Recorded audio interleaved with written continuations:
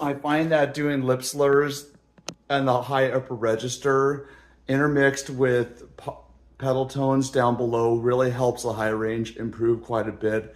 And it helps me to stay more effortless in the upper tessitura. I hope that helps your practice and be kind to those lips. Thanks for watching and keep practicing.